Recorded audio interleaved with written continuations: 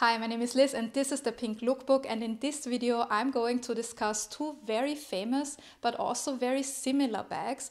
One is the Louis Vuitton Neverfull, the other one is the Goyard St, and we could say it's actually a battle of the bags because many people discuss which one is the more classic one, which one is the more luxurious one, and I'm going to look into the question which one was actually launched first. The two brands actually have a lot in common because both of them started out as trunk makers and only added handbags later on to their portfolios. Probably the biggest difference today is their marketing approach because on the one hand, Louis Vuitton heavily advertises they work with celebrity endorsements and big events. On the other hand, Goyard does not actively advertise and they follow a similar approach to Chanel because they don't sell their products online. Goyard products can only be bought directly via Goyard or a licensed reseller who they call comptoir, and depending on your location, there may be a distance service by such a comptoir. Let's start with the history of the Goyard brand. Goyard is one of the oldest leather goods manufacturers which is still operating. It was founded in 1792 by Pierre-François Martin and it was called House of Martin. And similar to Louis Vuitton, Martin focused not necessarily only on trunk making, he actually focused on the art of packing. As I mentioned in my video about the Louis Vuitton bag material guides, at the time when they started the business, luggage as we know it today did not exist, and all of these maletiers were trying to come up with new innovative ways of luggage. And Martin was such a maletier, a trunk maker, and he started his business in the Rue Neuve des Capucines. He then moved to the famous Rue Saint-Honoré in 1832, where Goyard still has their flagship store. And there's an interesting detail about the story because Louis Vuitton moved into their shop in the Rue Neuve des Capucines in 1854. So actually those two brands shared the same shop, we could say. Pierre-François Martin was a widower with no children, but he was the guardian of Pauline Moutin, and when she married Louis-Henri Morel in 1841, he gave him his business as a dowry, and then Morel also renamed the business into Maison Morel. In 1845, the 17-year-old François Goyard joins the business as an apprentice, and he worked with both, with Pierre-François Martin and also with Louis-Henri Morel. And when Morel died suddenly in 1852, Goyard took over the business and renamed the business again into Maison Goyard. For over 30 years he led the business very successfully, and in 1885 he handed it over to his son Edmond, who again renamed the Maison, and then it was called Et Goyard Aîné, the elder. Under Edmond, the business became very popular amongst an international clientele. He was very savvy with advertising. He participated in multiple world expos to create awareness about the brand. He also opened up additional branches of the business in Monte Carlo, Biarritz and Bordeaux, and he also established trade offices in London and even in New York. And he also expanded the product portfolio. For example, he added automobile related products and also a line for dogs which was called Chic du Chien. Similar to Louis Vuitton, Goyard uses a signature pattern or canvas called the Goyardine, and it was also created by Edmond in 1882. And when we look at this pattern, we can see these dots. They are a reference to the family heritage because a lot of men had been working in log driving, and these dots then form a Y, which is the central letter of the family name Goyard. And similar to Louis Vuitton, Edmond then added his own name and also the street, Honoré, and Paris to the canvas. And it is not explicitly discussed on the Goyard website, but I guess the motivation for creating such a canvas was the same as for Louis Vuitton, because all of these companies struggled with counterfeit products, so they created these canvases to protect themselves from the copies. As I mentioned before, those two brands were trunk makers, and a lot of these trunk makers at the time experimented with alternatives to leather. Also, the Goyardine is an alternative to leather, which is a bit more lightweight, waterproof and durable, and it is made from poutangerie, which is a blend of cotton and linen, and this cloth is then covered similar to the Louis Vuitton canvas. And again, like Louis Vuitton, Goyard was ahead of their competitors because a lot of trunk makers still worked with plain canvases or with leather, and the details of the process and the methods are kept a secret until until today, but according to Goyard, they still employ the same processes as when they started the business. According to Goyard, they use natural resin to coat the canvas. So similar to the Louis Vuitton bags, the bags are not made from leather but from coated canvas. And up until the early 2000s, the company hand painted the products. Then they switched to screen printing, and today personalizations are still done by hand. Goyard was not only popular amongst an affluent clientele, they also supplied kings and heads of state, and this can be seen in their letterhead from 1891, where they have the coat of arms of the British royal family, of the imperial family of Russia, and also the Great Seal of the United States. Needless to say, the brand was also popular amongst celebrities in the 20th century, for example, Romy Schneider or Lauren Bacall, but also industrialists like the Rockefellers or the Agnellis, even people from the fashion industry, for example, Coco Chanel, and also artists like Pablo Picasso.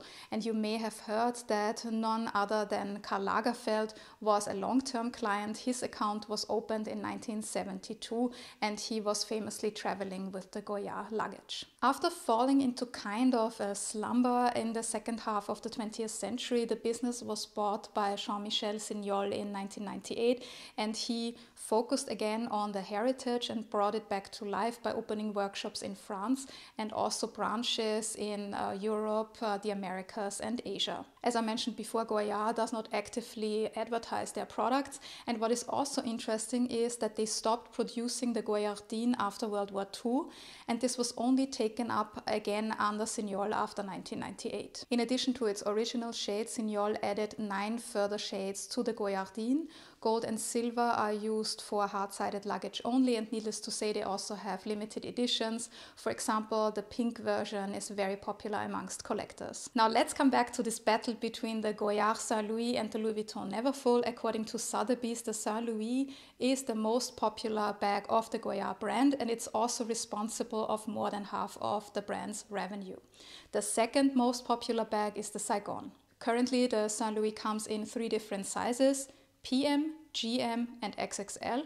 So PM means Petit Model, small model, GM means Grand Model, XXL is self-explanatory. Their junior size has been discontinued. And this Goyard St. Louis also comes with a separate detachable pouch. The most popular sizes of the St. Louis are the Petit Model and the Grand Model, and depending on the size and design, the bags range from roughly 1,300 to 2,000 euros at the moment. And now we have to pay close attention. This bag, the Goyard St. Louis, was launched in the 1930s, and we need to keep this in mind when we discuss the Louis Vuitton Neverfull. Now let's move over to Louis Vuitton. I have already made another video where I also discussed the history of the brand, so I'm not going to repeat everything here. If you want to learn more details, you can watch this video. I have also linked it, and here I'm just going to give you a brief overview. Louis Vuitton moved to Paris as a young man, and he was an apprentice at Monsieur Maréchal, a very well-known trunk maker, and he opened his own store in 1854. And similar to what I said about the heritage of the Goyard brand, Louis Vuitton was not necessarily only a trunk maker, he actually specialized in the art of packing. He also experimented with luggage and came up with the flat trunks, and the company also experimented with alternatives to leather. They also came up with a canvas which was hemp oil coated, and then Louis Vuitton's son Georges came up with the famous damier pattern, and later on with the monogram canvas, which is today those 2 patterns, I would say, the rivals of the Goyard. And I would like to mention something here. Both bags, the Louis Vuitton Neverfull and the Goyard St. Louis, are so-called tote bags. The tote bag is an unfastened bag with 2 straps on the side, and we could say the most basic version of the tote bag is the cloth bag that we use for shopping. Probably the biggest development for handbags happened in the 20th century.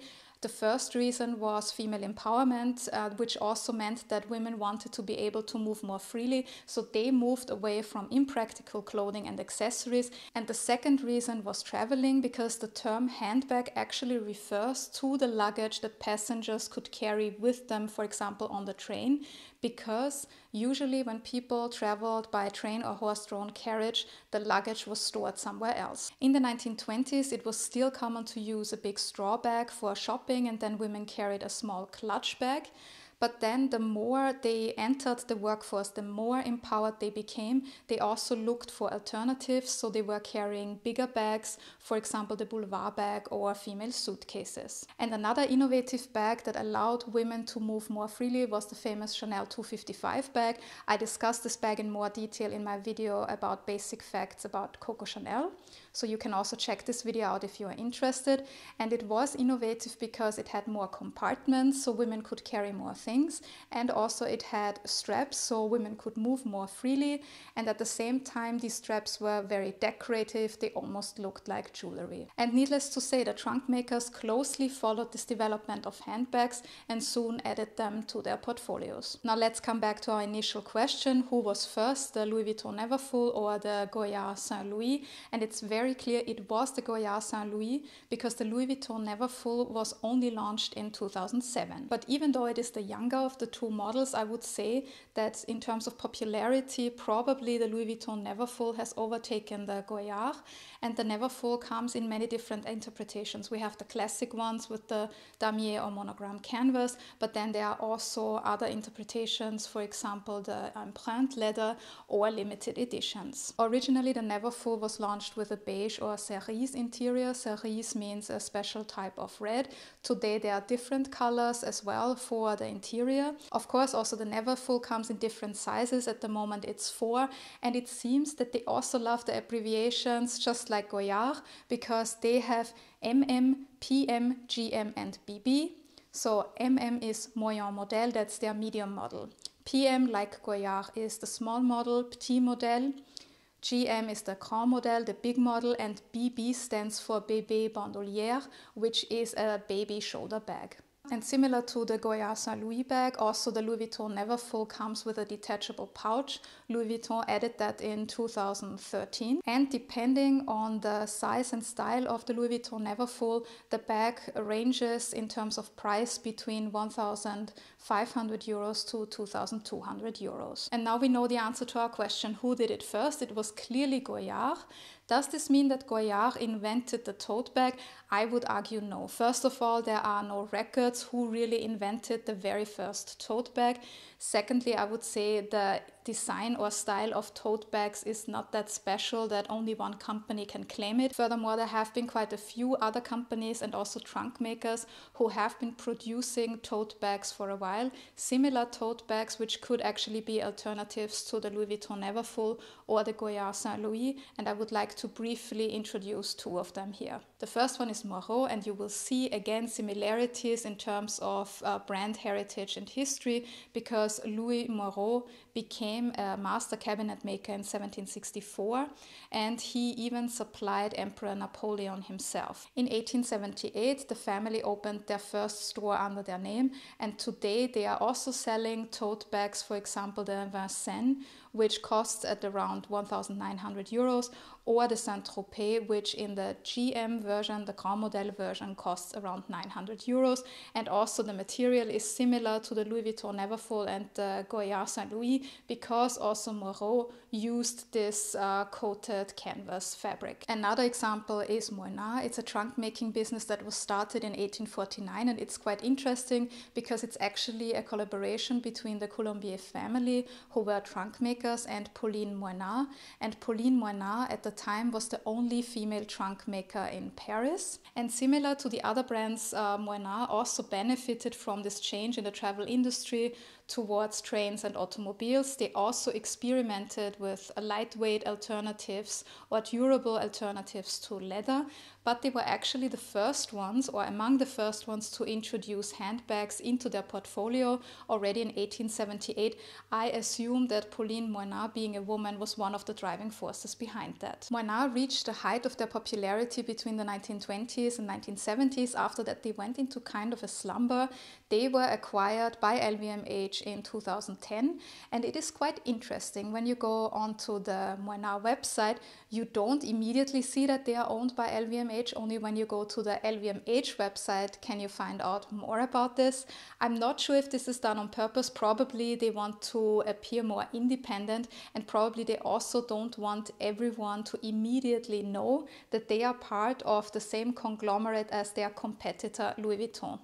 I don't know. What do you think about this? Let me know in the comments below. The brand's most known bag is the Tote, which is crafted from canvas 1920 M monogram. It took me quite some time to remember that monogram. And when you look at the details of the bag on the sides, there are these round details at the straps, and they are a nod to the heritage of the house, because Moynat was also very much involved in products for automobiles. And I'm not going to repeat myself like all the others, they also experimented with these alternatives to leather. As the name suggests, their monogram was created in 1920 by the artist Henri Rapin, and it's actually a distorted M, and the tricolored ribbon was only recently reinterpreted, and depending on the size, their tote bags range between 1,300 to 1,800 euros at the moment. They seem to be using the same strategy as Goyard. At the moment they are not selling online,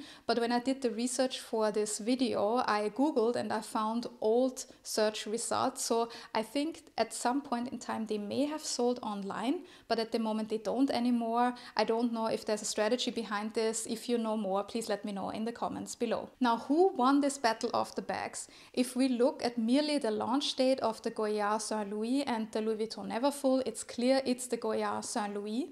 But if we look at the bigger picture, I think it's a bit tricky, because there have been so many other brands doing similar things, launching similar tote bags. Ultimately, I think it comes down to personal preferences. If I had to rank the bags, I would say that probably the Louis Vuitton has become the loudest, because most people know the Louis Vuitton Neverfull. Then I would say the Goyard, and then the others like Moynat and Moreau are probably not that known. But let's discuss this. What do you think? Who wins the battle of the bags? Or maybe you own some of the bags I discussed and you would like to share some information about them. Let me know in the comments below. As always, please don't forget to like and subscribe. Also head over to thepinklookbook.com for more fashion related articles, and don't forget to check out my fashion label Pelagona. If you're interested in luxury bags, maybe you would enjoy watching my other video where I share iconic bags and their celebrity godmothers. Thank you very much for watching this video, and see you soon.